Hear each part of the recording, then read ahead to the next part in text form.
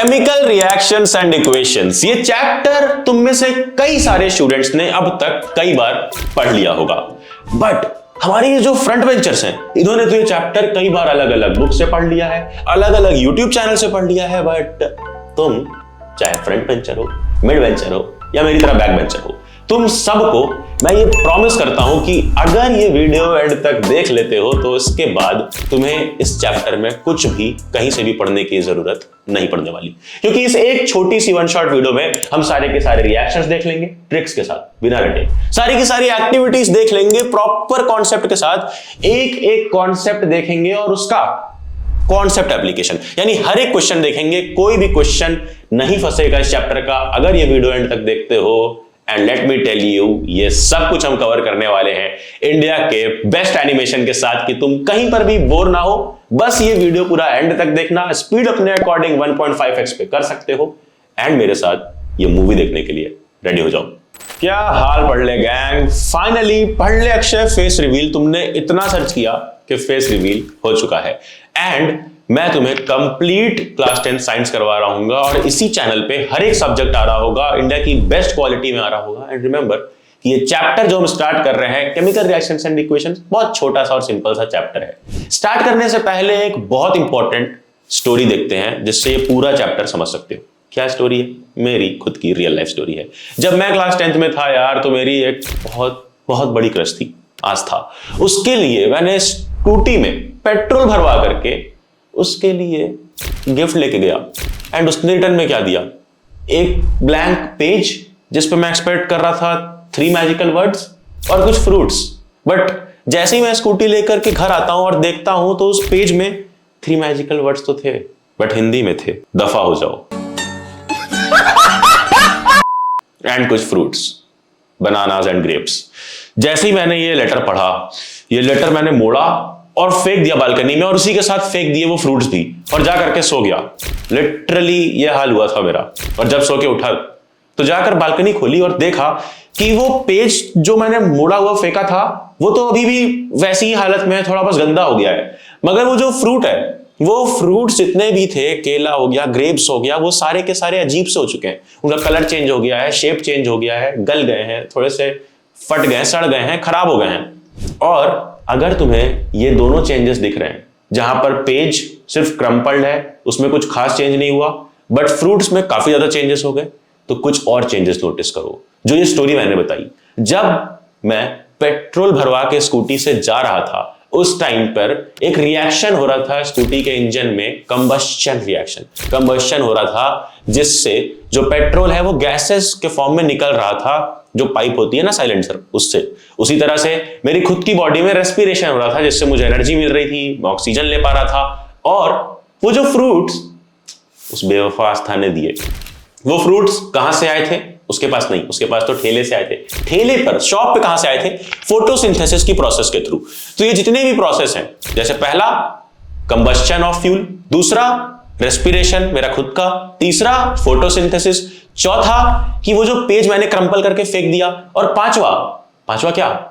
Fruits का fermentation. क्या होता है फर्मेंटेशन? वही जो फ्रूट्स खराब हो गए ना एसिड्स की वजह से, गैसेस की वजह से, बैक्टीरियाज वगैरह लग गए, तो उसको बोलते हैं फर्मेंटेशन। अब तुम लोग प्लीज मेरी एक हेल्प करो, बताओ कि ये जो जितने भी मैंने चेंजेस बताए, इसमें से ऐसी क्या चीज है जो मैं वापस ला सकता हूं? बिल्कुल वापस ला सकता हूं उस बेवफा आस्था को छोड़ करके। वो तो नहीं आएगी, मगर वो जो लेटर था ना, जब मैंने उसको वापस किया, सीधा किया, उसको मैं प्रेस कर सकता हूं, सीधे कर सकता हूं और वो पेज सीधा हो जाएगा, सही फॉर्म में हो जाएगा। बट जो बाकी चीजें थी, जैसे अपना जो कंबस्शन में पेट्रोल यूज हो चुका है, अब वो वापस नहीं आ सकता। अपने रेस्पिरेशन में जो मैंने ऑक्सीजन इनहेल करके कार्बन डाइऑक्साइड एक्सहेल कर दी, वो कार्बन डाइऑक्साइड वापस नहीं आ सकती। उसी तरीके से जो फोटोसिंथेसिस में फ्रूट बन चुका है, अब वो फ्रूट वापस से सिंपलर फॉर्म्स में नहीं आ सकता है। उसी तरह से जो फर्मेंटेशन से फ्रूट्स खराब हो गए, वो वापस नहीं आ सकता। सिर्फ क्या एक चीज वापस आ सकती है, वो है ये पेज। यानी ये जो पेज के साथ जो भी हुआ ना, ये रिवर्स हो सकता है। और जो चीजें रिवर्स हो सकती है वो कहलाती है फिजिकल चेंज। बट सिर्फ रिवर्स नहीं, एक और चीज ध्यान देना कि वो चीजें रिवर्स भी हो सकती हैं और उन चेंजेस में सिर्फ फिजिकल प्रॉपर्टीज चेंज होती हैं। जैसे इस पेज की सिर्फ फिजिकल प्रॉपर्टी चेंज हुई, ये फिजिकली शेप साइज में चेंज हो गया, अदरवाइज केमिकली तो अभी भी वो एक पेज है। बट अगर हम इधर बात करें तो पेट्रोल लिक्विड फॉर्म में डाला गया था गाड़ी में और गैसेस में निकल गया, उसी तरीके जितने बाकी चीजें बताई वो भी सेम नहीं है, केमिकली चेंज हो चुकी हैं।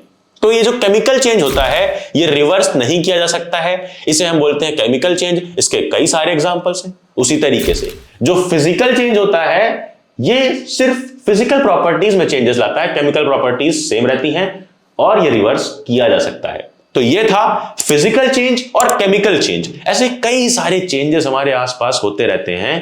तुम कमेंट करके मुझे फिजिकल और केमिकल चेंज के एक एक एग्जांपल बताओ एंड मैं तुम्हें बताता हूं एक बहुत इंपॉर्टेंट बात कि ये जो फिजिकल चेंज केमिकल चेंज हमने देखा, इसी का केमिकल चेंजेस पे हमें ध्यान देना है, क्योंकि यही केमिकल चेंजेस कहलाते हैं केमिकल रिएक्शंस। और यही हमारा chapter chemical reactions and equations.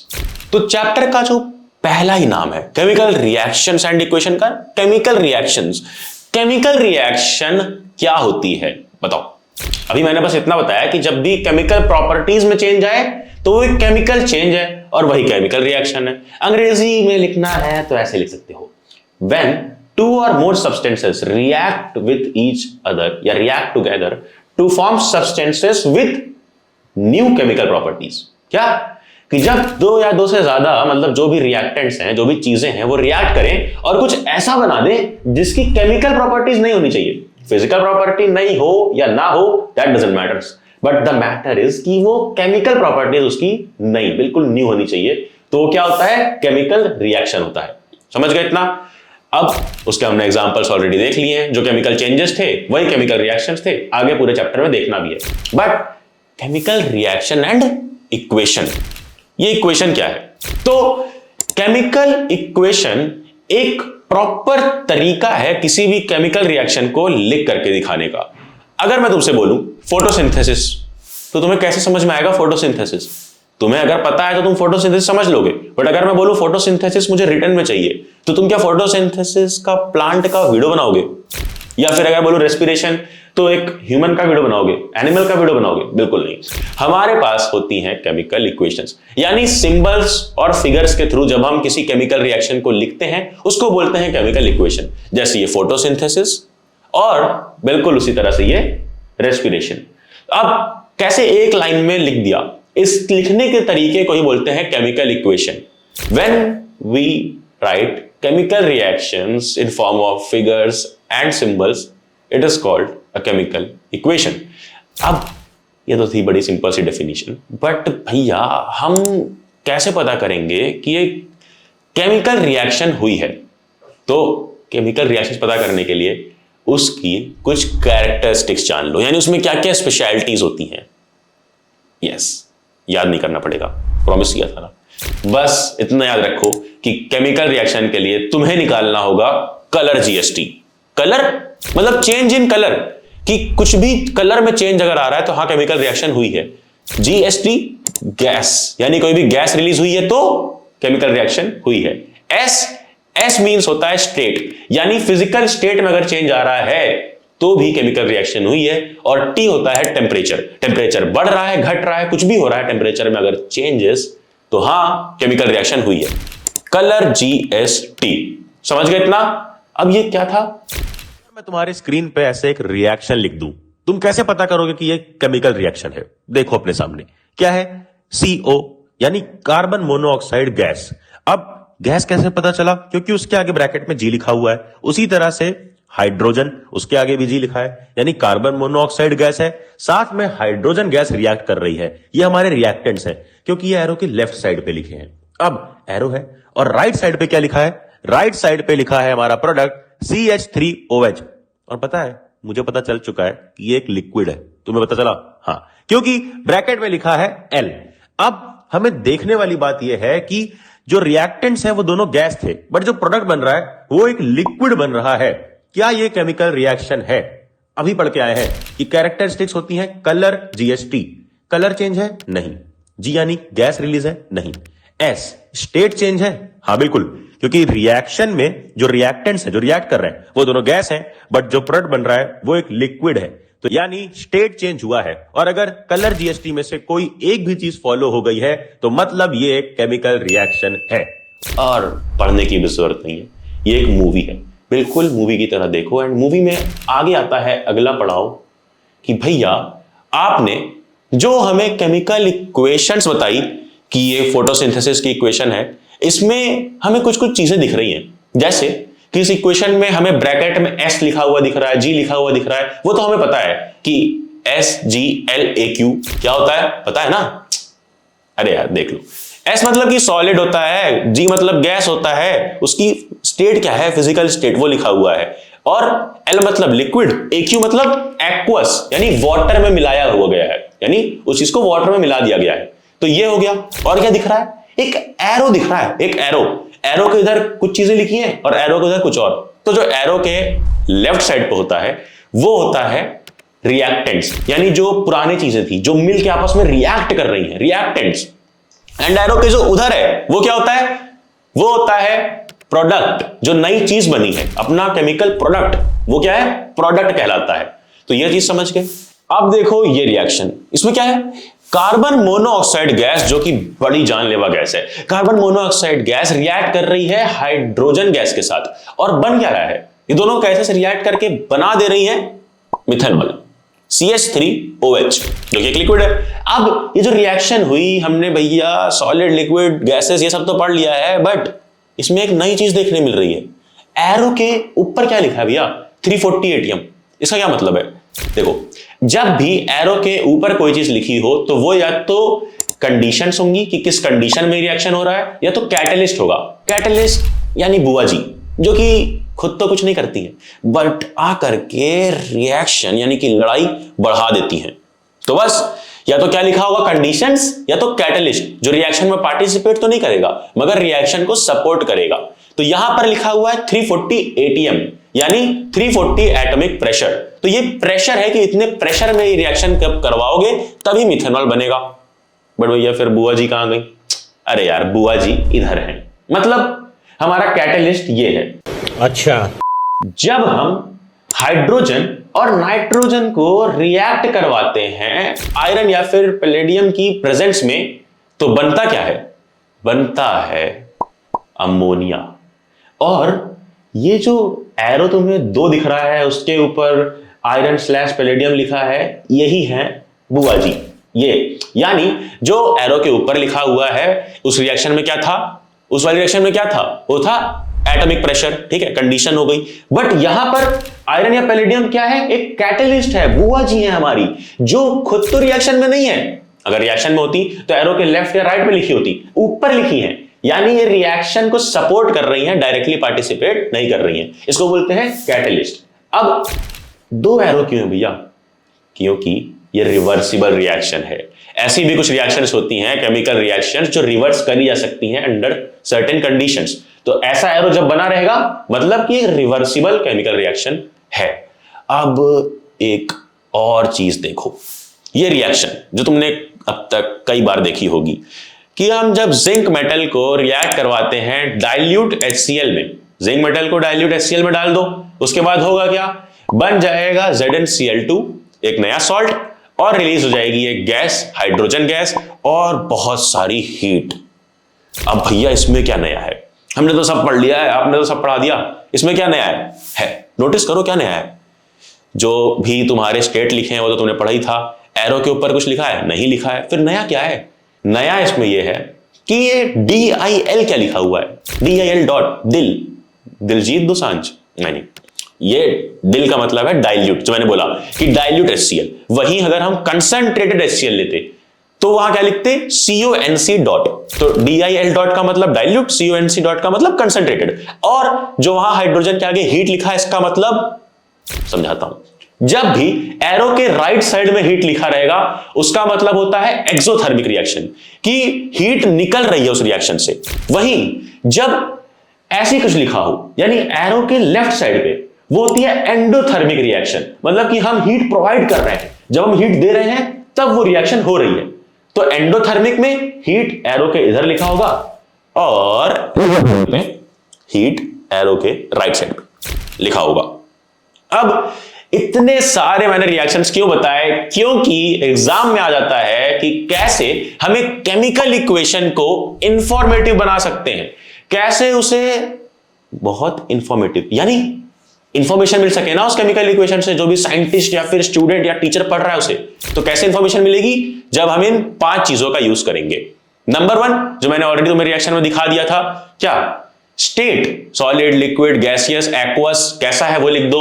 Number 2 कि जब हम देखते हैं उसमें हीट की, हीट कहां पे लिखा हुआ है, जैसे प्लस हीट अभी लिखा था, तो मतलब कि टेम्परेचर रिलीज बढ़ रहा है या घट रहा है, उससे वो पता चल जाता है। एंड अगला चीज था उसमें तुम्हारा कैटलिस्ट, कैटलिस्ट जो अभी बुआ जी थी अपनी, वही। और चौथा था अपना, याद करो, कैटलिस्ट के साथ एक और चीज क्या समझाई थी? कंडीशंस। जैसे वहां पे 340 एटॉमिक प्रेशर लिखा हुआ था तो वो कंडीशन थी। और 5वां क्या है? एरोस, कि अगर सिंगल एरो है तो वो इरिवर्सिबल रिएक्शन है, यानी यूनिडायरेक्शनल, एक ही डायरेक्शन में हो रही है।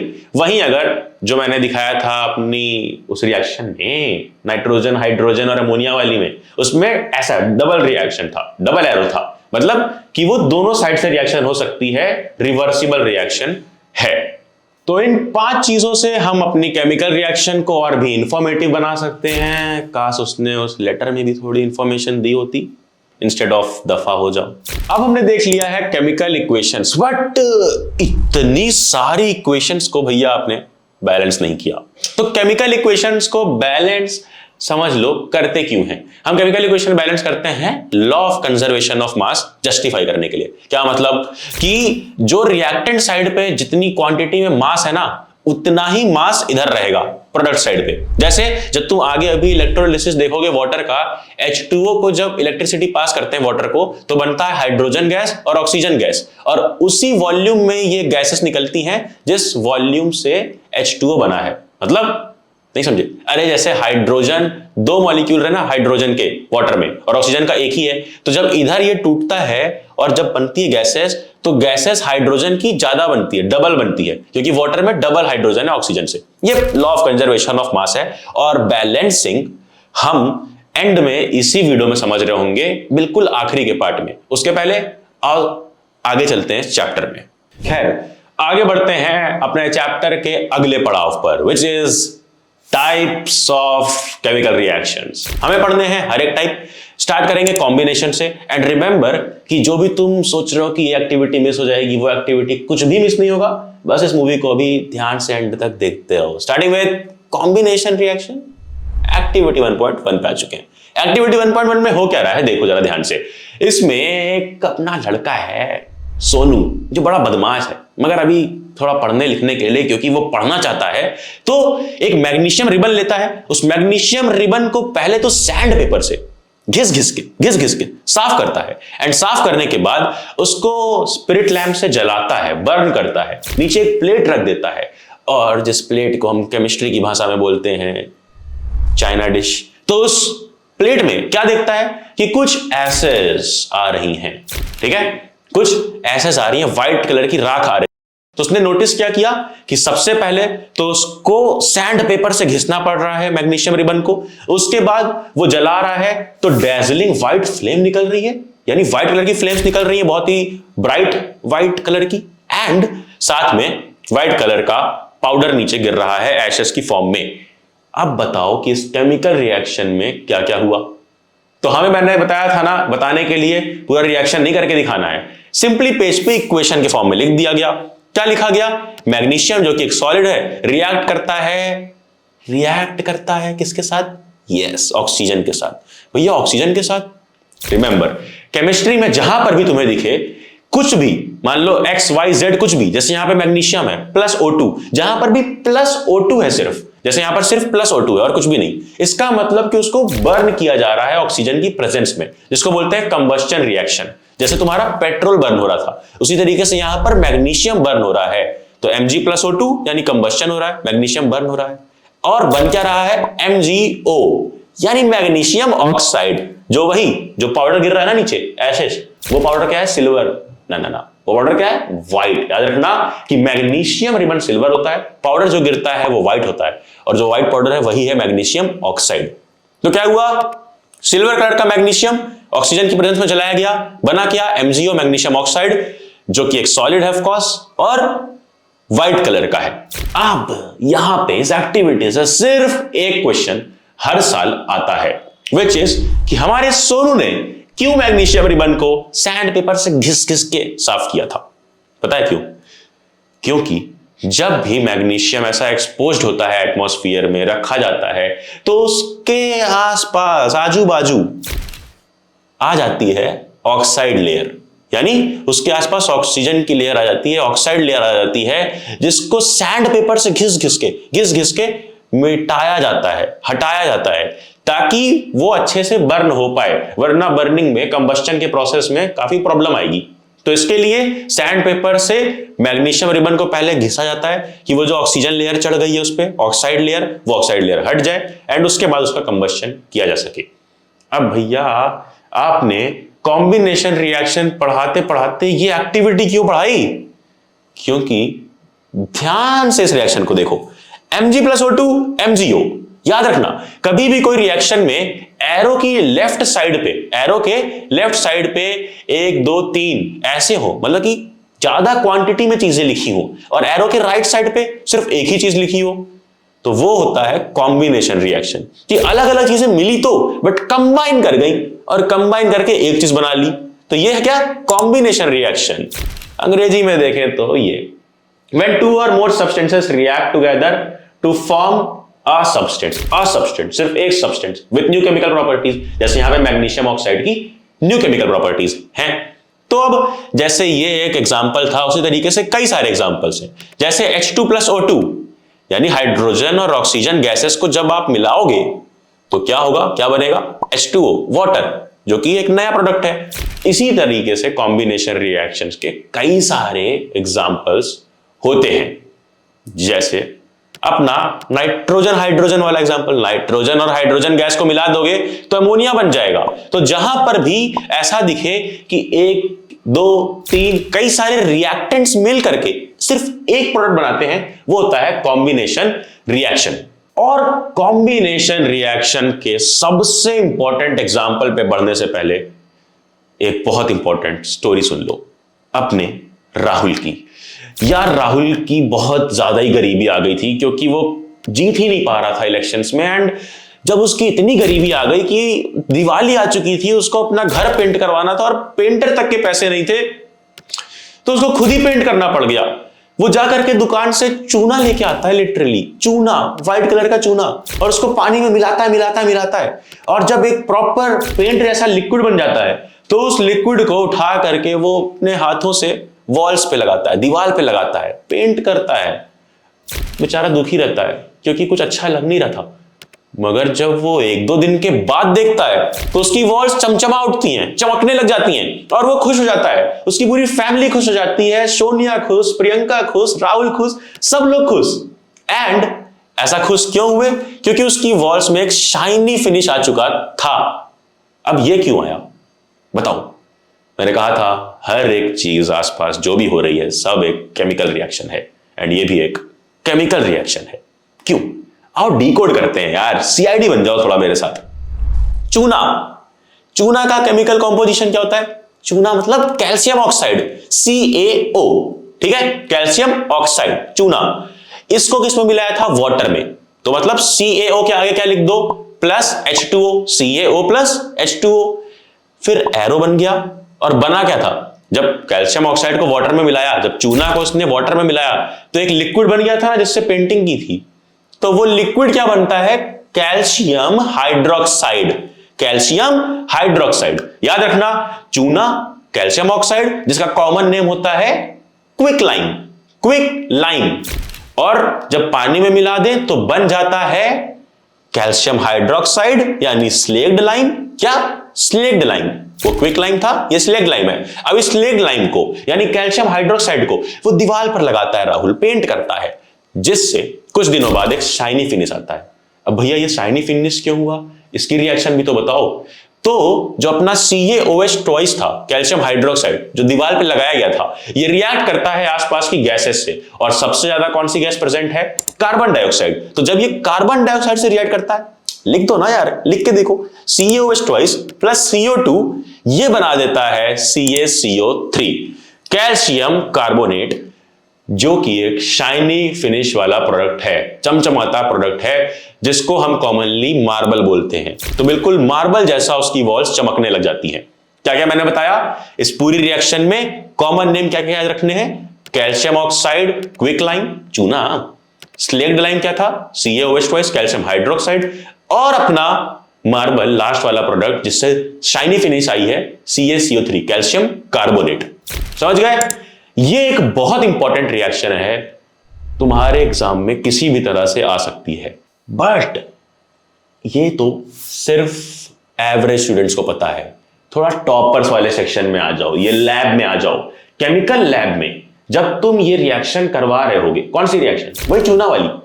चूना नहीं लाना पड़ेगा, वहां पे कैल्शियम ऑक्साइड होता है। कैल्शियम ऑक्साइड लिया, वाटर के साथ रिएक्ट कराया, क्या बन गया?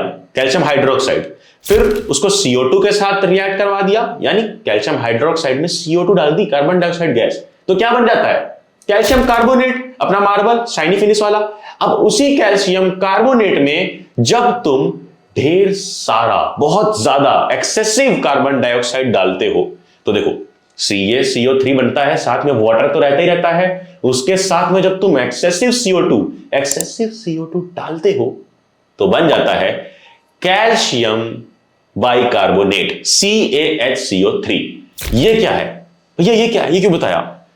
क्योंकि याद रखने वाली बात यह है कि कैल्शियम कार्बोनेट जो होता है वो एक सॉलिड होता है, यानी ऐसा सॉलिड जिसको हम प्रेसिपिटेट बोलते हैं। अब भैया ये सॉलिड क्या है और प्रेसिपिटेट क्या है? सॉलिड नॉर्मली सॉलिड जब कुछ रहता है, प्रेसिपिटेट जब रिएक्शन सॉलिड के बीच में ना हो रही हो, बट जो बना है वो क्या है? सॉलिड है। जैसे यहां पर जो रिएक्शन थी वो CaOH ट्वाइस एक एक्वस चीज है, उसमें CO2 डाला गया था जो एक गैसियस चीज है, बट बना क्या? CaCO3 जो सॉलिड है। यानी किसी और चीज में रिएक्शन कराई गई, किसी और फिजिकल स्टेट्स की चीजों में, और बन गया सॉलिड अचानक से, तो वो होता है प्रेसिपिटेट। यहां पे कैल्शियम कार्बोनेट प्रेसिपिटेट है, यानी उस टेस्ट ट्यूब में जिसमें रिएक्शन हो रहा है उसमें कुछ व्हाइट सा कैल्शियम कार्बोनेट दिखेगा, सॉलिड पार्टिकल्स, वो कैल्शियम कार्बोनेट होगा। बट जब मैंने बताया कि उसमें एक्सेसिव कार्बन डाइऑक्साइड डाल दोगे ना, तो बन जाता है कैल्शियम बाइकार्बोनेट, जो सॉलिड नहीं है, वो एक्वस होता है। यानी जो व्हाइट हमें टेस्ट ट्यूब में दिख रहा था वो अब डिसॉल्व हो चुका है, वो बन चुका है कैल्शियम बाइकार्बोनेट CaHCO3। तो बस अगर कोई तुमसे पूछे कि जो हमारे टेस्ट ट्यूब में प्रेसिपिटेट बना था व्हाइट कलर का कैल्शियम कार्बोनेट, उसे वापस से डिसॉल्व करना है तो क्या करना होगा? बस एक्सेसिव CO2 ऐड करना होगा। तो ये एक्स्ट्रा चीज थी, इसको याद रखना, एग्जाम में काम आएगी। भाई आपका नॉलेज तो कमाल का। और अब जंप करते हैं अगली रिएक्शन पे, व्हिच इज डीकंपोजिशन रिएक्शन। ये क्या है? बिल्कुल ऑपोजिट, यानी जो कॉम्बिनेशन रिएक्शन थी उसका बिल्कुल ऑपोजिट होता है डीकंपोजिशन रिएक्शन। कॉम्बिनेशन में क्या हो रहा था कि दो या दो से ज्यादा चीजें मिल करके कोई एक चीज बना रही थी। यहां पर क्या है? एक चीज बन रही है, ज्यादा चीजों से मिलकर एक चीज। यहां पर उसका उल्टा है, एक चीज टूट जाएंगी अलग अलग चीजों में, ठीक है? एक चीज टूट जाएगी अलग अलग चीजों में, जैसे तुम टूट गए थे उसके रिप्लाई के बाद, उसी तरह से बिल्कुल कोई एक रिएक्टेंट होगा, यानी एरो के लेफ्ट साइड पे बस एक चीज लिखी होगी और राइट साइड पे एक से ज्यादा चीजें लिखी होंगी, तो समझ जाना कि वो एक डीकंपोजिशन रिएक्शन है। सिंपल सी डेफिनेशन यहां तुम्हारे लिए लिख दी है। नाउ डीकंपोजिशन रिएक्शन में कूदने से पहले एक्टिविटी बहुत इंपॉर्टेंट है। क्या हो रहा है इस एक्टिविटी 1.4 में? कुछ फेरस सल्फेट लिया गया है, बहुत छोटी क्वांटिटी में फेरस सल्फेट लिया गया है, जिसको किया क्या जा रहा है? फेरस सल्फेट को हीट किया जा रहा है। फेरस सल्फेट को हीट किया जा रहा है, और ये देखो एरो के ऊपर ट्रायंगल बनाने का मतलब होता है कि हीट दी जा रही है इसको। मतलब बताया था ना मैंने, जब हीट दी जाए तो क्या होता है? एंडोथर्मिक, ठीक है? हीट दी जा रही है और प्रोडक्ट में क्या क्या आ जाता है? Fe2O3 यानी फेरिक ऑक्साइड, और दो gases sulphur dioxide SO2, sulphur trioxide SO3। यानी जब हम फेरस सल्फेट को हीट करते हैं, यानी जब सिर्फ एक चीज को हीट कर रहे हैं, तो तीन चीज बन रही है।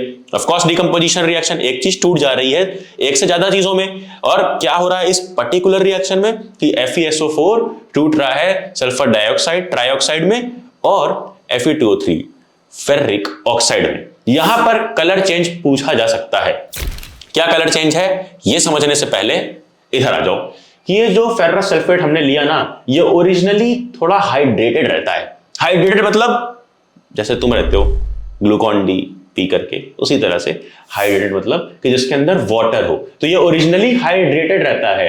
कितना पानी पीता है? 7 लीटर। ये 7 लीटर मैं इसलिए बोल रहा हूं कि तुम 7 मॉलिक्यूल्स याद रखो।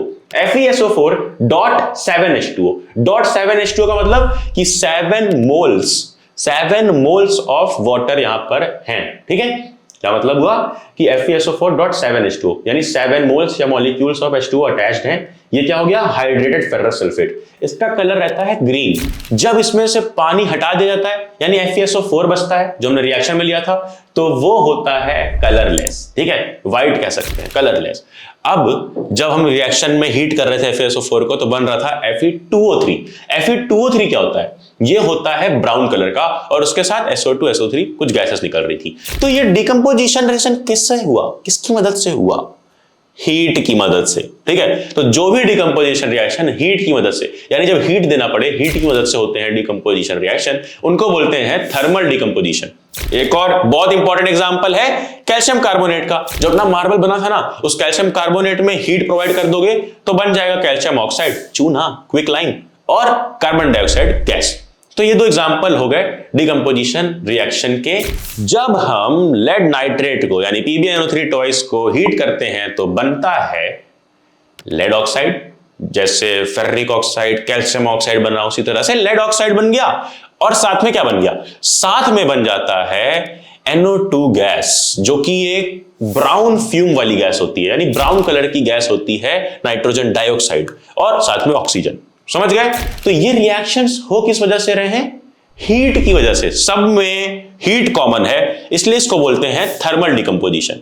उसी तरह से जब डिकम्पोजिशन होने लग जाए इलेक्ट्रिसिटी की वजह से, उसको बोलते हैं इलेक्ट्रिकल डिकम्पोजिशन। आओ देखते हैं इस एक्टिविटी में क्या समझाया है।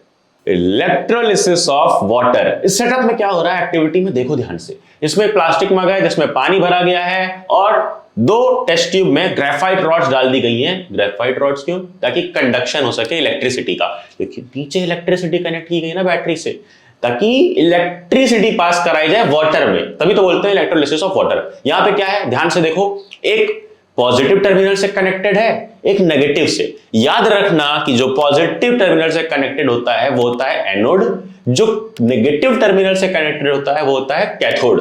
ठीक है, याद है? अब इधर आ जाओ। 9th में याद है, 9th में कुछ पढ़ा था यार, 9th में पढ़ा था कैटायन यानी पॉजिटिव आयन। कैसे याद रखोगे? कैट के पास होते हैं पंजे, पॉज। ठीक है, तो पॉजिटिव आयन, और एनायन यानी नेगेटिव आयन। समझ गए?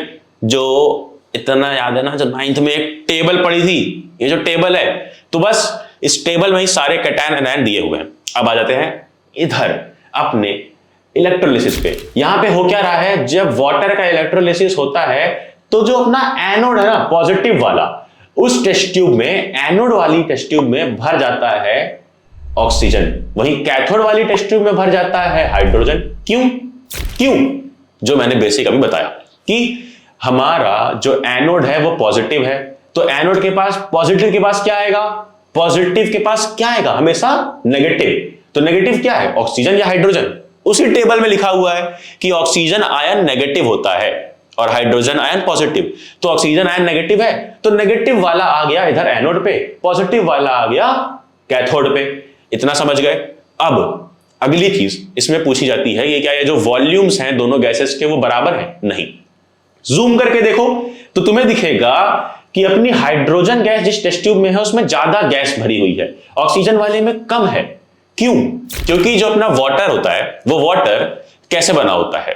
H2O, यानी हाइड्रोजन के दो एटम्स, ऑक्सीजन का एक, H2O। और H2O का ही रिएक्शन हो रहा है, H2O रिएक्शन हुआ H2O2। तो होता क्या है कि जब हाइड्रोजन 2 है, डबल क्वांटिटी में है ऑक्सीजन से, तो जब वो ब्रेकडाउन होता है तो वो ब्रेकडाउन के वक्त भी डबल क्वांटिटी में ही होगा। इसीलिए हाइड्रोजन गैस डबल क्वांटिटी में प्रेजेंट है as if compare to oxygen gas. अब इस एक्टिविटी में कुछ और चीजें की जा रही हैं, जैसे जब एक बर्निंग कैंडल लाई जाती है ऑक्सीजन वाले के पास, तो क्या होता है, वो कैंडल और जोर से चलने लग जाती है, यानी उसकी फ्लेम और बढ़ जाती है। ऐसा क्यों? क्योंकि ऑक्सीजन के पास जब भी तुम बर्निंग कैंडल लाओगे तो वो और तेज से जलेगा, क्योंकि ऑक्सीजन हमेशा कंबस्शन को सपोर्ट करता है। मैंने बताया था ना कि ऑक्सीजन की प्रेजेंस में ही हम सब कुछ जलाते हैं। मैग्नीशियम जला रहे थे, पेट्रोल जला रहे थे, याद है? तो ऑक्सीजन हमेशा बर्निंग को, कंबस्शन को सपोर्ट करता है, फ्लेम बढ़ा देता है। वहीं जब हाइड्रोजन वाली टेस्ट ट्यूब के पास एक बर्निंग कैंडल को लाया गया तो वो एक पॉप साउंड के साथ जलती है। पॉप साउंड के साथ क्यों?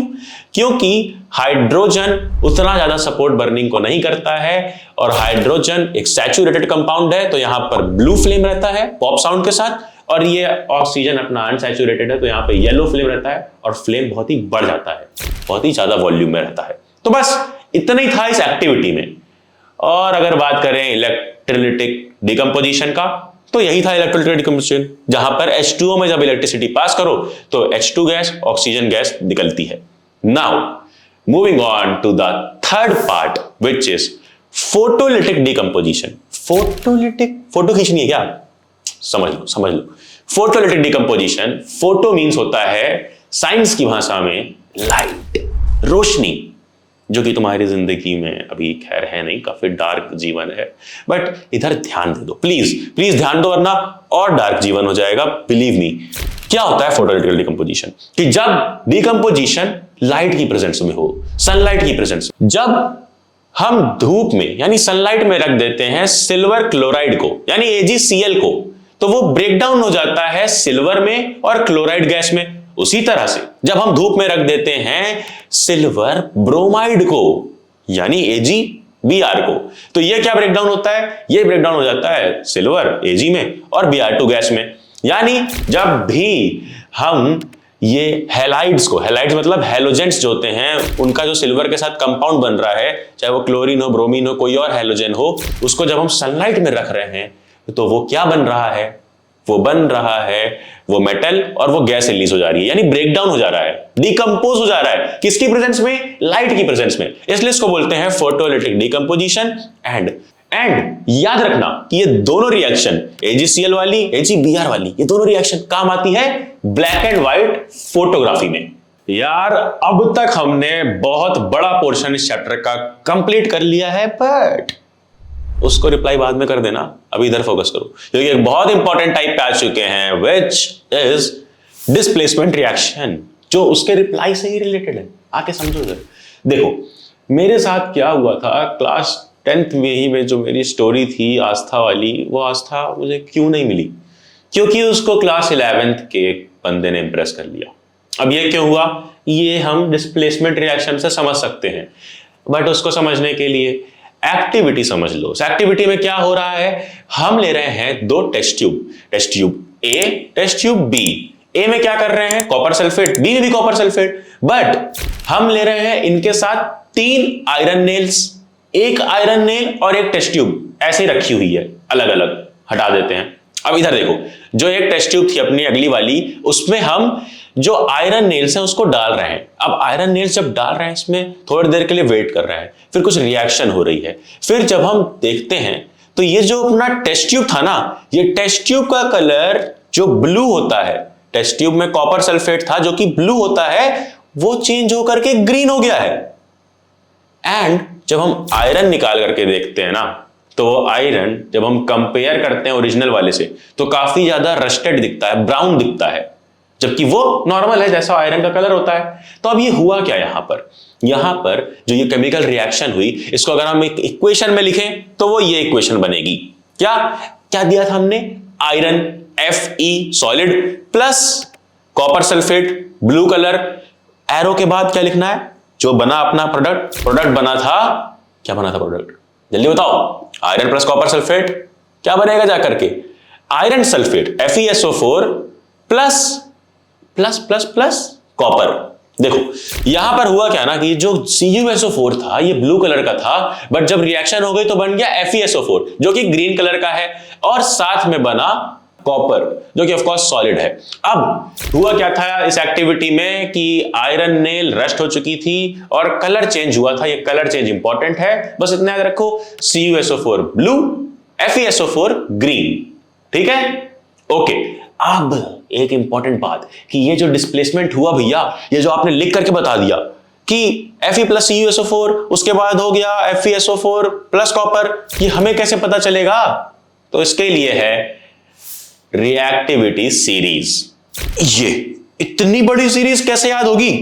नहीं याद करनी है तुम्हें, बस इतना याद करना है कि कैटरीना, जो अब विक्की कौशल की है वही, कि कैटरीना ने कार मांगी अल्टो, 4 जेन फरारी, तो फिर भी हाय क्यों मिली सिल्वर ऑडी? मतलब कैटरीना इतनी इंपॉर्टेंट है कि वो मांग रही है क्या? कैटरीना ने कार मांगी 4, कैटरीना ने कार मांगी अल्टो, 4 जेन फरारी, तो फिर भी हाय क्यों मिली सिल्वर ऑडी? अब इस चीज से तुम पूरी रिएक्टिविटी सीरीज याद कर सकते हो, एनसीईआरटी वाली नहीं, थोड़ी एडवांस वाली, क्योंकि इसमें कार्बन भी है और टिन भी है। क्या क्या है देखो सीरीज में, कैटरीना के से, के इधर क्या है? पोटेशियम का सिंबल, तो पोटेशियम हो गया। कैटरीना ने से क्या होता है? Sodium, potassium sodium. कार से कैल्शियम, मांगी, एम से मांगी मैग्नीशियम। फिर कैटरीना ने कार मांगी अल्टो, एल्यूमिनियम। 4 यानी कार्बन बड़ा इंपॉर्टेंट है। फिर कार्बन के नीचे जितनी भी चीजें हैं वो सारी हो गई, और यहां पे हाइड्रोजन की पोजीशन याद रखना बहुत इंपॉर्टेंट है।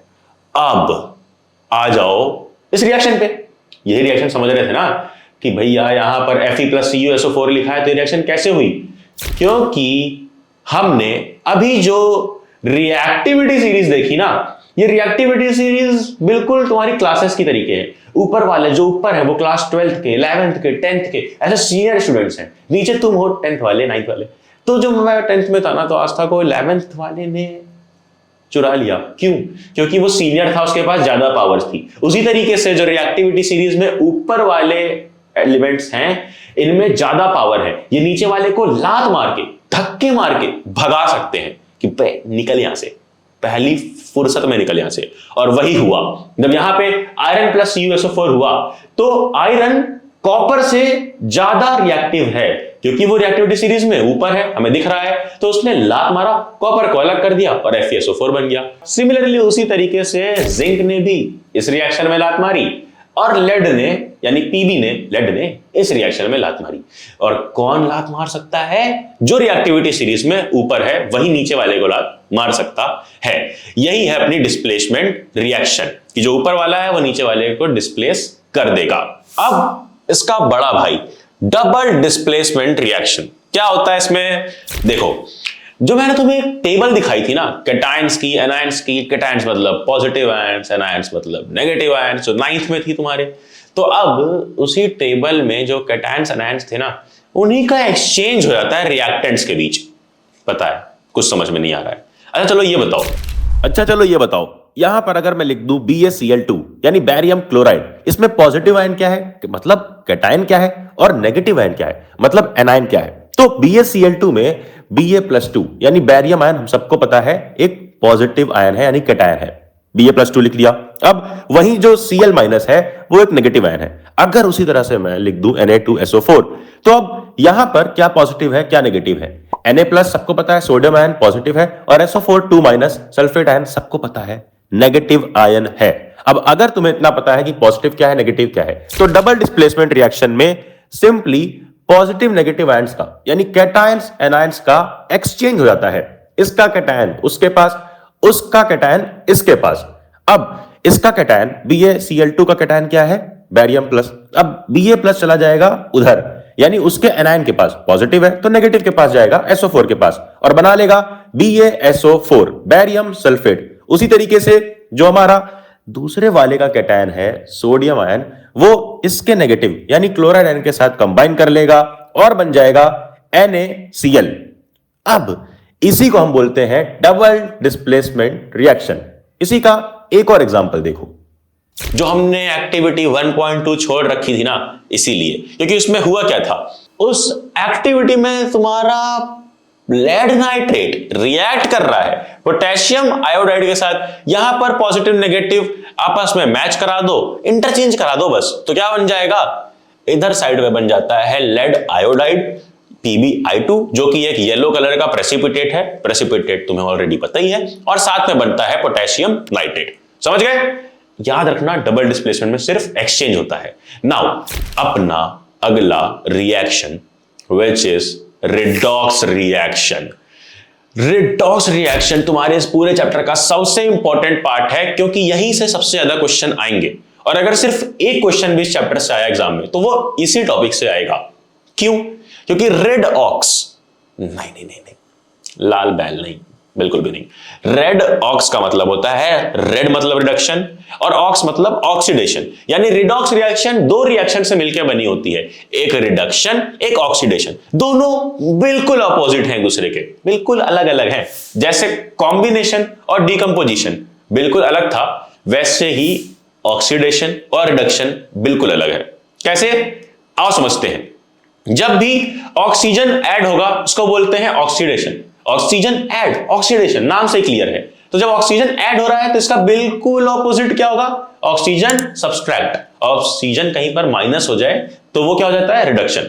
फिर यहां पर ऑक्सीजन ऐड होता है ना ऑक्सीडेशन में, रिडक्शन में हाइड्रोजन, रिडक्शन में हाइड्रोजन ऐड होता है। तो जब रिडक्शन में हाइड्रोजन ऐड हो रहा है तो उसका बिल्कुल उल्टा क्या होगा, यहां से ऑक्सीडेशन में हाइड्रोजन हट जाएगा। उसी तरीके से ऑक्सीडेशन में कोई इलेक्ट्रोनेगेटिव एलिमेंट ऐड होता है और यहां पे कोई इलेक्ट्रोपॉजिटिव। इलेक्ट्रोनेगेटिव जैसे ऑक्सीजन O- नेगेटिव होता है, Cl- नेगेटिव होता है, यहां पर hydrogen H+ positive, Na+ positive. समझ गए?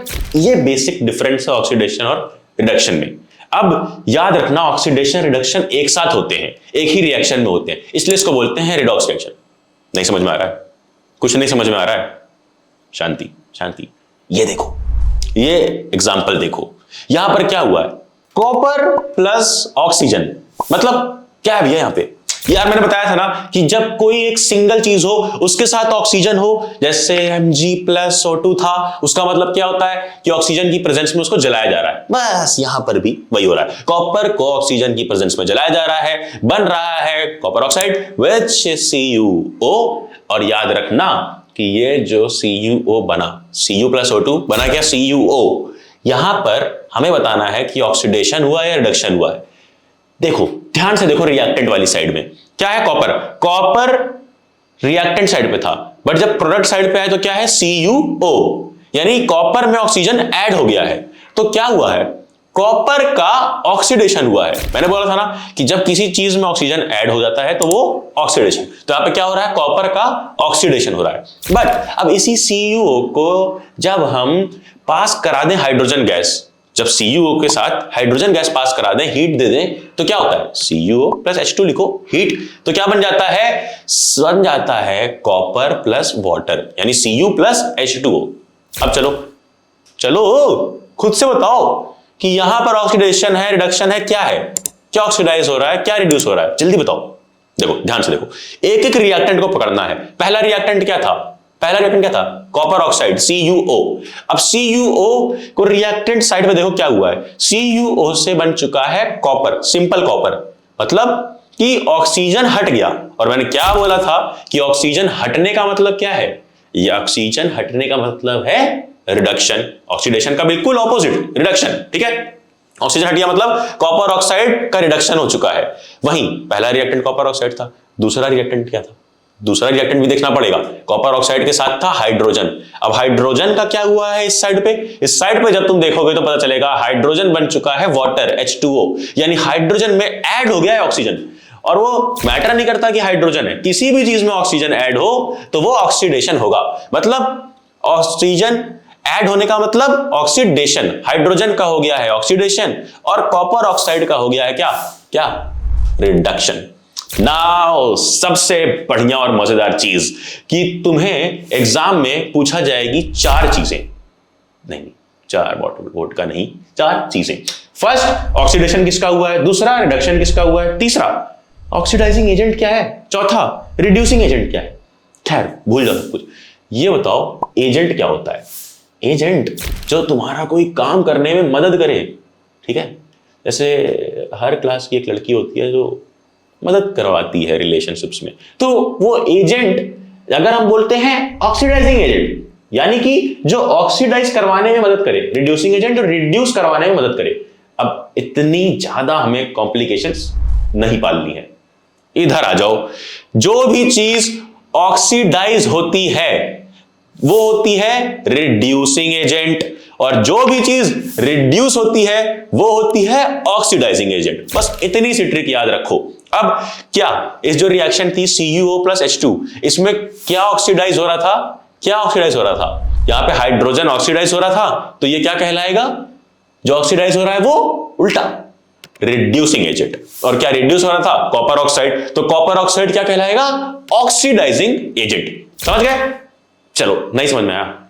नहीं समझ में आया ना? एक बहुत इंपॉर्टेंट एग्जांपल देखो जो हर साल बोर्ड एग्जाम्स में आता है। मैंगनीज ऑक्साइड प्लस HCl, अरे MnO2 प्लस HCl बनता क्या है? क्या बनता है?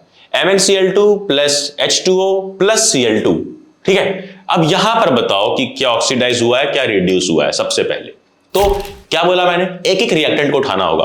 पहला रिएक्टेंट क्या था? MnO2, manganese oxide, MnO2। इसको देखो कि ये उधर जाकर क्या बना, उधर जाकर क्या बनता है? MnCl2। MnO2 से MnCl2 क्या डिफरेंस आया?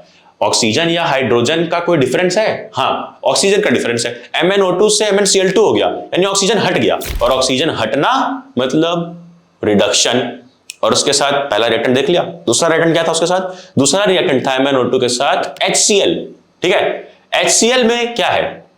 हाइड्रोजन है। अब देखो क्या HCl उधर जाके चेंज हो रहा है? हाँ, HCl से बन जा रहा है Cl2, यानी हाइड्रोजन हट जा रहा है, और हाइड्रोजन का हटना मतलब ऑक्सीडेशन। समझ गए?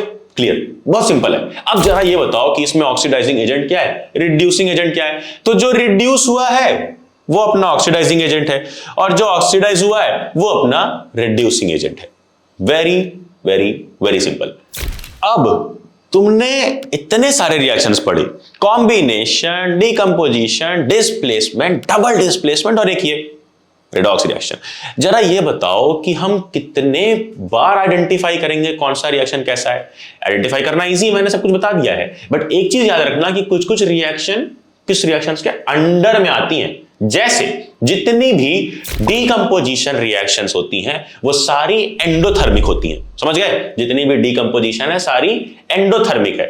थर्मल डीकंपोजिशन वाली थी, हीट देना पड़ रहा था, तो एंडोथर्मिक।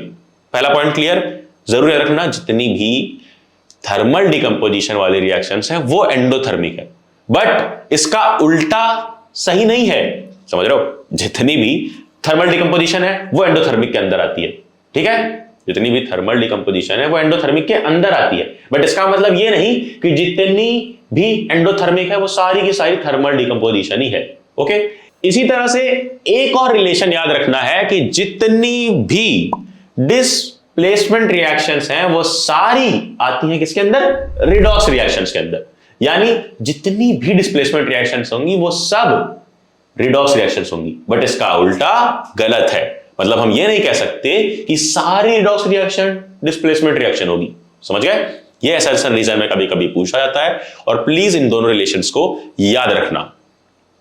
अब हम बढ़ेंगे उस चीज की तरफ जिसे हमने छोड़ दिया था, जैसे आस्था ने मुझे छोड़ दिया था।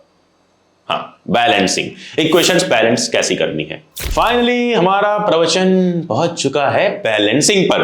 बैलेंस करने आना चाहिए केमिकल इक्वेशंस को, क्योंकि ये बहुत इंपॉर्टेंट है, आगे वाले चैप्टर्स में भी मदद करेगा और एग्जाम में भी मदद करेगा। और चलो इजी नहीं, थोड़ा डिफिकल्ट इक्वेशन लेते हैं। ये क्या है? शुरू में मैं चैप्टर के क्या बोल रहा था बार बार कि तुम रेस्पिरेशन कर रहे हो, फोटोसिंथेसिस, तो रेस्पिरेशन उठाते हैं। रेस्पिरेशन में क्या होता है कि ग्लूकोज हमारी बॉडी में होता है C6H12O6 प्लस रेस्पिरेशन में होता है क्या है? यही ग्लूकोज टूटता है ऑक्सीजन की प्रेजेंस में, ब्रेकडाउन होता है, तो ऑक्सीजन लगा दो प्लस O2। अब एरो दे दिया, एरो के इधर क्या है? प्रोडक्ट्स हैं। प्रोडक्ट्स क्या क्या निकलते हैं? हमारे रेस्पिरेशन में क्या क्या बनता है बताओ? क्या क्या बनता है? कार्बन डाइऑक्साइड जो हम एक्सेल करते हैं, CO2, वाटर, H2O, और साथ में थोड़ी एनर्जी। अब इसको बैलेंस करो। बैलेंस का मतलब क्या? बताया था ना कि बैलेंस हम करते हैं law of conservation of mass के लिए, कि जो मास रिएक्टेंट साइड पे है equal amount of mass product side पे भी रहेगा। तो अब रिएक्टेंट साइड पे देखो, एक एक रिएक्टेंट उठाओ। पहला क्या है? Glucose C6H12O6। इसमें अंदर देखो क्या है? C6H12O6 के पहला कार्बन है। कार्बन कितना है? 6, C6, ठीक है, C6। और इधर देखो यहां पर कार्बन जैसा कुछ है, हाँ CO2 है, CO2 में कार्बन है बिल्कुल। तो CO2 क्या है? 80 है। तो अब इसको भी इक्वल बनाओ ना, CO2 के आगे 6 लिख दो। बट जैसे ही तुम CO2 के आगे 6 लिखते हो तो वो 6 पूरे CO2 में मल्टीप्लाई होता है, यानी कार्बन तो 6 बन गए, बट उसके साथ जो O2 था ना वो 12 हो चुका है। कितना हो गया है? 12, 12। उधर देखो अब C6H12O6, O कितना है? 6, और साथ में कितना है? O2, साथ में कितना है? O2। तो अब क्या करना है? अब क्या करना होगा? इसको 12 बनाना है। वेट, थोड़ा सब्र करो, एक एक करके करेंगे। मैंने पहले कार्बन से शुरू किया था, तो कार्बन के लिए हमने यहां पर 6 लगा दिया है, ठीक है, C6H12O6 के लिए। अब हाइड्रोजन पे आते हैं, C6H12, हाइड्रोजन को 12 करना है। अब इधर साइड पे 12 करते हैं, प्रोडक्ट साइड पे क्या लिखा है? H2O। अब अगर H2 को 12 करना है तो क्या करना होगा? आगे 12 लिखना होगा? नहीं, 6 लिखना होगा, क्योंकि जैसा मैंने बताया पूरे CO2 में जैसे N2 हो रहा था, ये पूरे के पूरे H2O में, पूरे वाटर में N2 होगा और बन जाएगा 12 एटम्स ऑफ हाइड्रोजन, ठीक है। तो 6H2O ही लिखते, हमारे पास आ चुका है 12 एटम्स ऑफ हाइड्रोजन, जो कि रिएक्टेंट साइड पे था, बहुत सही हो गया। बट साथ में क्या आ गया? साथ में 6 ऑक्सीजन भी आ गया। तो अब रिएक्टेंट साइड पे 6 ऑक्सीजन हो चुका है, और क्या हुआ है? और जो हमने CO2 के आगे 6 लिखा था उससे 12 हो चुका था, तो 12 प्लस 6 18 ऑक्सीजन हो चुके हैं। और वहीं रिएक्टेंट साइड पे सिर्फ और सिर्फ हमारे पास कितने हैं? C6H12O6, सिर्फ 6 ऑक्सीजन है, यानी 18 माइनस 6, 12 और चाहिए। तो 12 और चाहिए, तो जो अपना O2 रखा हुआ है ना रिएक्टेंट में, उसके आगे 6 लिख दो। 6 इंटू O2, यानी 6 इंटू O2 12 हो जाएगा। तो 18 इधर, 18 इधर, अप्लाई हो गया law of conservation of mass, और ये इक्वेशन हो गई बैलेंस। इसी तरीके से ये है तुम्हारी फोटोसिंथेसिस की, इसी का रिवर्स, इसको भी तुम इजीली बैलेंस कर सकते हो। अब आओ जल्दी से फटाफट से एक और रिएक्शन देख लेते हैं। अब देखते हैं अगला रिएक्शन, इसको आओ बैलेंस करें, थोड़ा कॉम्प्लिकेटेड है। देखो क्या है? PbNO3 twice. अरे लेड नाइट्रेट को जब हम हीट करते हैं, डिकम्पोजिशन करते हैं, हीट मतलब थर्मल डिकम्पोजिशन, तो क्या होता है? लेड नाइट्रेट को हीट करने पे बनता है लेड ऑक्साइड PbO, साथ में नाइट्रोजन डाइऑक्साइड NO2 गैस, और साथ में ऑक्सीजन गैस। अब यहां पर हमें करनी है बैलेंसिंग। मैंने क्या बताया था? बैलेंसिंग में बहुत दिमाग नहीं लगाने की जरूरत है, एक एक एलिमेंट उठाना है। तो अब PbNO3 ट्वाइस में एक क्या हो गया? लेड, एक N नाइट्रोजन और एक ऑक्सीजन। तो अब NO3 ट्वाइस का मतलब क्या होता है भैया? NO3 ब्रैकेट है, उसके बाहर 2 लिखा है, मतलब कि ब्रैकेट के अंदर जो जो चीजें हैं वो डबल हैं, यानी नाइट्रोजन 1 है ब्रैकेट के अंदर, बाहर 2 लिखा है, मतलब नाइट्रोजन 2 है। नीचे लिख लो क्लियरली कि लेड हमारे पास 1 है रिएक्टेंट साइड पे, नाइट्रोजन 2 है, और ऑक्सीजन में O3 लिखा है, ब्रैकेट के बाहर 2 लिखा है, यानी 3 इंटू 2, मतलब ऑक्सीजन 6 है। अब आओ इधर देखते हैं, बैलेंसिंग करते हैं। तो लेड 1 है, इधर भी रिएक्टेंट साइड पे भी प्रोडक्ट साइड पे भी, दोनों पे लेड Pb 1 ही है, कोई दिक्कत नहीं है, रहने दो ना, मत छेड़ो। आ जाओ दूसरे पे। दूसरा क्या है लेड के बाद? नाइट्रोजन में हमारे पास इधर साइड पे है सिर्फ और सिर्फ 2, और इधर साइड पे 0, तो यहां पर 2 लगा देते हैं। अब जैसे ही हमने 2 लगाया प्रोडक्ट साइड पे, तो क्या बन गया? 2NO2। जैसे 2NO2 हुआ, जो चेंजेस आएंगे ना उसको कैलकुलेट करो, क्या चेंजेस आएगा? ऑक्सीजन नंबर में, क्योंकि जब 2 लगाओगे तो जैसा मैंने बताया पूरे से इनटू होगा NO2 से, तो नाइट्रोजन तो 2 हो गया, मगर O2 है ऑलरेडी, तो वो क्या हो जाएगा? 4, ऑक्सीजन 4 हो गया। यानी अब प्रोडक्ट साइड पे यहां पर NO2 पर 4 ऑक्सीजन हो गए, तो 4 ऑक्सीजन इसके और 2 ऑक्सीजन जो O2 एक अलग से था, तो कितने हो गए? 6 ऑक्सीजन। यहां पर है 6 ऑक्सीजन प्लस एक PbO का 7 ऑक्सीजन, और उस साइड पे हमारे पास कितने हैं? उस साइड पे हमारे पास है 6 ऑक्सीजन, यानी रिएक्टेंट पे 6, प्रोडक्ट पे 7। तो क्या करना होगा? अरे भैया इजी तो है, जो अपना एक O2 है, ऑक्सीजन में 2 होते हैं ना, डायटोमिक है, उसको काट दो ना 20 से, आधा कर दो, ठीक है, सिंपल। जो लास्ट वाला O2 है उसके आगे लिख दो 1/2, ये हो गई equation balance. Wait. Last step ऐसे रिएक्शंस में यही करनी होगी कि फ्रैक्शन में कुछ भी नहीं लिखना है। फ्रैक्शन को सिंप्लीफाई करने के लिए क्या करना है, जो डिनोमिनेटर है उससे सब में इंटू कर दो दोनों साइड, ठीक है। मतलब 1/2 है तो 2 से सब में इंटू कर दो, रिएक्टेंट साइड पे भी प्रोडक्ट साइड पे भी, और अब रिएक्शन कुछ ऐसी दिखेगी, 2 PbNO3 टॉइस, फिर इधर क्या बनता है 2 PbO + 4 NO2 एंड O2। हो गई अपनी रिएक्शन बैलेंस।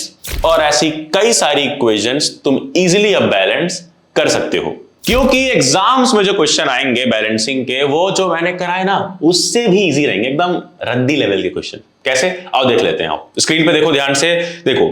ये एक क्वेश्चन है जो पहले भी आ चुका है, balance the following chemical equations and identify the type of इम्पिलेशन, कि बैलेंस भी करो और टाइप भी बताओ, एक एक करके करना है। ए वाला उठाते हैं, क्या है Mg + Cl2। आओ देखो इधर बोर्ड पे आ जाओ, देखते हैं क्या है, लिख लो मेरे साथ जल्दी, Mg + Cl2, और इधर क्या लिखा हुआ था MgCl2, ठीक है। अब इसको बैलेंस करना है तो एक एक करके चेक करते हैं। आओ रिएक्टेंट साइड पे क्या है हमारे पास, Mg मैग्नीशियम एक है, प्रोडक्ट साइड पर भी एक ही है, क्लोरीन 2 है Cl2, और प्रोडक्ट साइड पर भी 2 है Cl2, यानी ऑलरेडी बैलेंस्ड इक्वेशन है। सोचो ऐसा फुद्दू सा क्वेश्चन आ चुका है, क्यों आया पता है, क्योंकि इसमें एक और चीज पूछी थी कि टाइप कौन सा है, बताओ तो ये टाइप कौन सा है। रिएक्टेंट पे 2 चीज है और प्रोडक्ट पे सिर्फ एक चीज है, मतलब रिएक्टेंट तो या 1 2 3 कितने भी हो, प्रोडक्ट अगर सिर्फ एक ही बन रहा है उनसे, तो वो कौन सा होता है, कंबाइन कर रहे होते हैं ना, कॉम्बिनेशन रिएक्शन, समझ गए।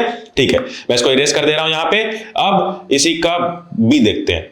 अगला क्या है, अगला ये रहा HgO + heat, HgO + heat, Hg और O2 लिख लेता हूं यार तुम्हारे लिए, यहां पे नीचे क्लियरली लिख देता हूं, HgO प्लस क्या था, HgO + हीट, ठीक है, प्लस हीट, यानी कि ये कैसा हो गया, हीट अगर रिएक्टेंट साइड पे है तो वो हो गया एंडोथर्मिक, ठीक है। और बन क्या रहा था क्वेश्चन में देखते हैं, Hg + O2, ठीक है, Hg + O2।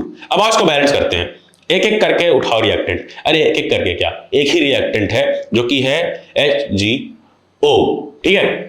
यहां पर Hg एक है और O एक है, बट यहां पर O2 है, यानी ऑक्सीजन 2 है।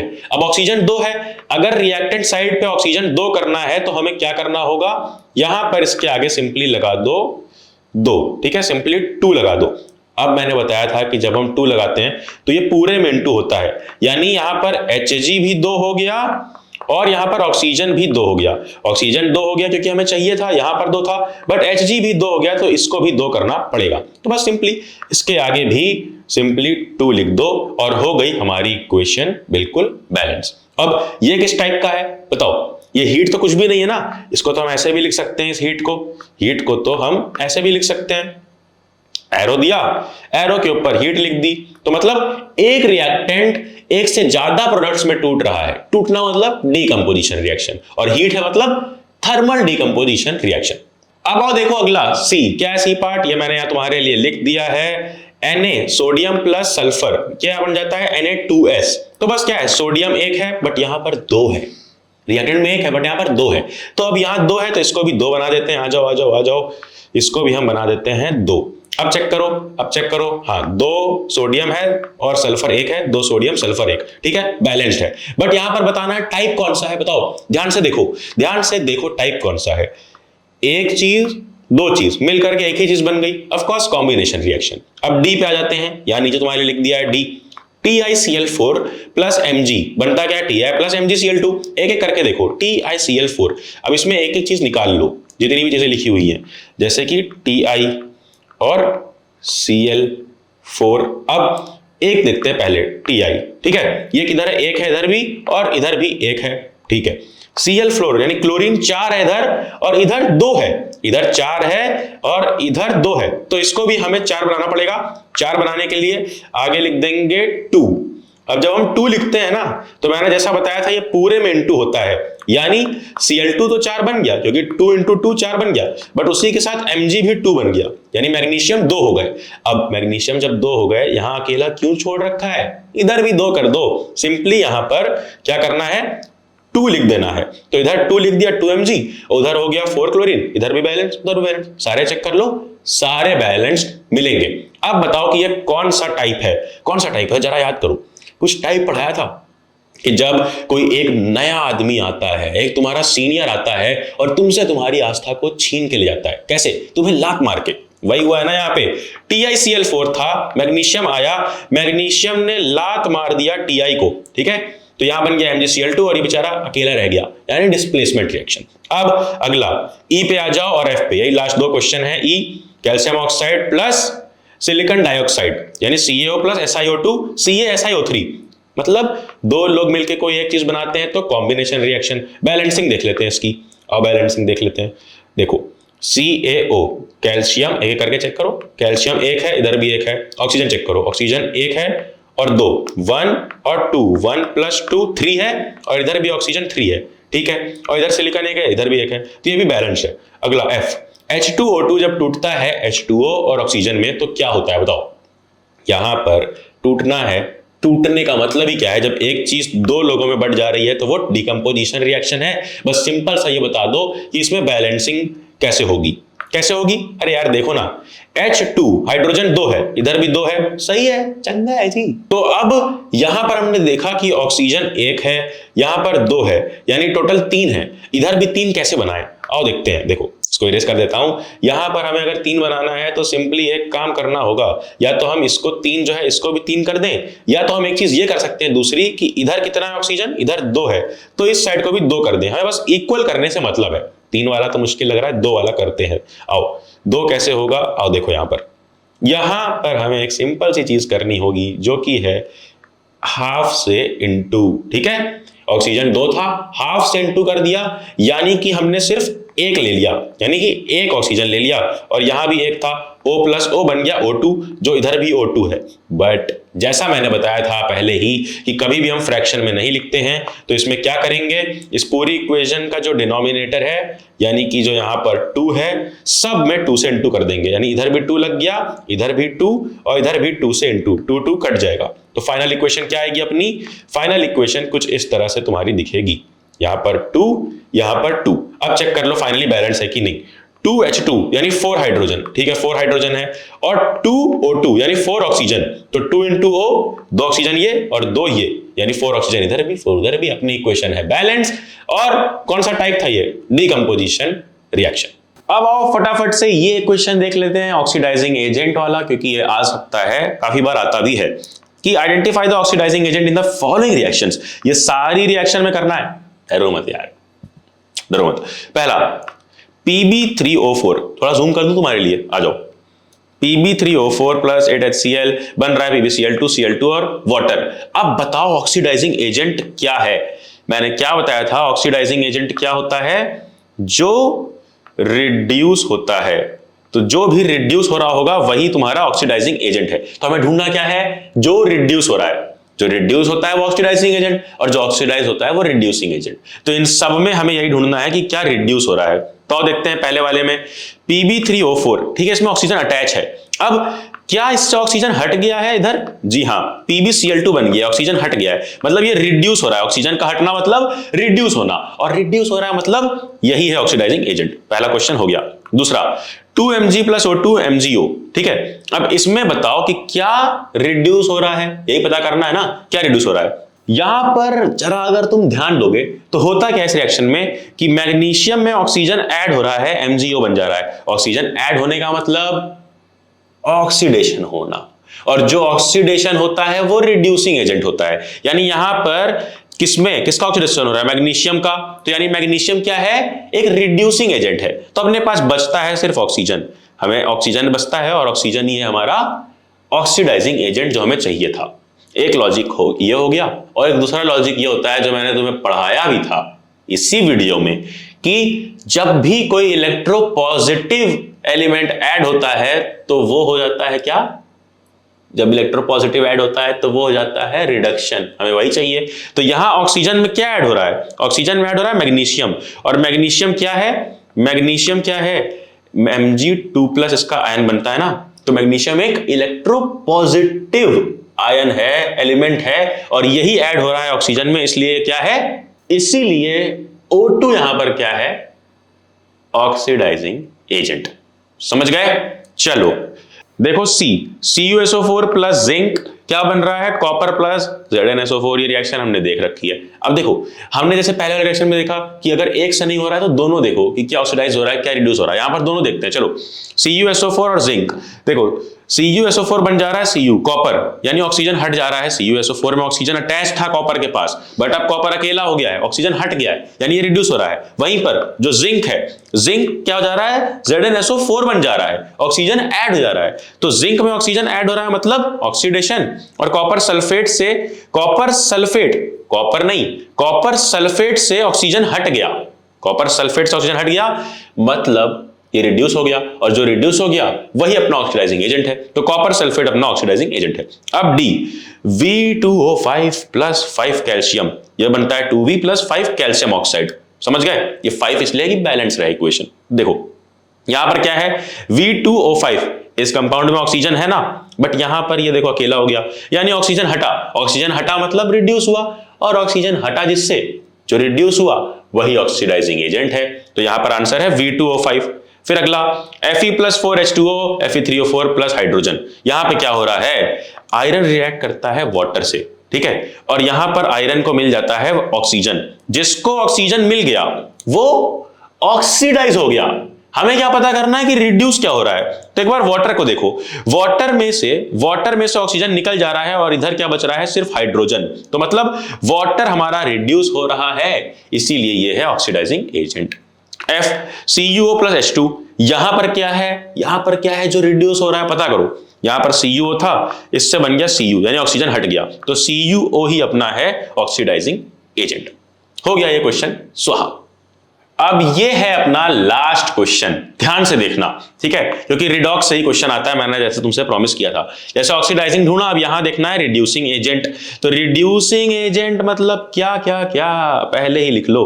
रिड्यूसिंग एजेंट मतलब जो ऑक्सीडाइज हो रहा है। तो यहां हमें क्या पता करना है बेसिकली कि क्या ऑक्सीडाइज हो रहा है। देखो 4NH3 अमोनिया है, उसके साथ क्या है, ऑक्सीजन है, 4NO बन रहा है और 6H2O। तो यहां पर देखो क्या ऑक्सीडाइज हो रहा है। ऑक्सीडाइज मतलब एक सेकंड तुम्हारे लिए लिख देता हूं।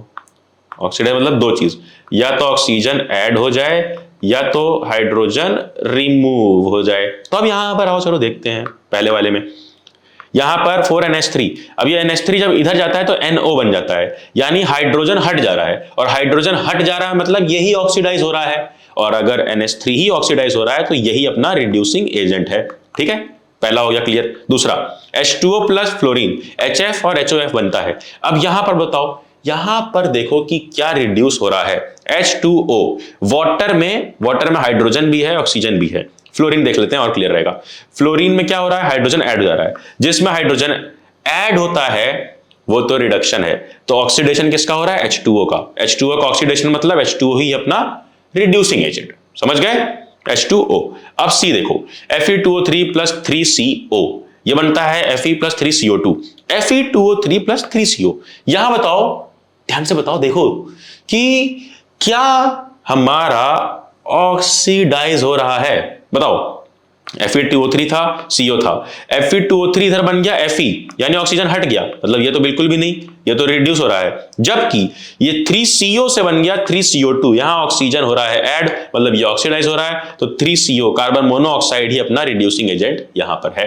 लास्ट, बिल्कुल last, 2H2 plus O2, 2H2O2 बन गया, 2H2O बन गया, वाटर बन गया। अब यहां बताओ कि क्या हो रहा है ऑक्सीडाइज, बताओ क्या ऑक्सीडाइज हो रहा है, किसमें ऑक्सीजन ऐड हो रहा है। अरे हाइड्रोजन देखो बिल्कुल अकेला था, फिर ऐड हो गया, हाइड्रोजन अकेला था, फिर ऐड हो गया, वाटर बन गया। तो जहां ऑक्सीजन ऐड हो रहा है किसमें, हाइड्रोजन में, जिसमें ऑक्सीजन ऐड हो रहा है, ऑक्सीडाइज हो रहा है, वही रिड्यूसिंग एजेंट होता है, यानी हाइड्रोजन इस रिएक्शन में अपना रिड्यूसिंग एजेंट है। इसी के साथ हमने सारे इंपॉर्टेंट क्वेश्चंस कर दिए स्वाहा। ये चैप्टर को इंडिया के बेस्ट एनिमेशन के साथ समझ लिया है। एंड अब तुम्हें सिर्फ एक काम करना है, पढ़ले अक्षय ऐप इंस्टॉल कर लो, वहां पर तुम्हें सारे नोट्स, वर्कशीट, क्विज, हर एक चीज मिल जाएगी, और मिल जाएगी 99% सैंपल पेपर्स की बैच। ये बैच बहुत इंपॉर्टेंट है, लिमिटेड सीट्स बची हुई हैं, जाके एनरोल कर सकते हो, लिंक डिस्क्रिप्शन में है।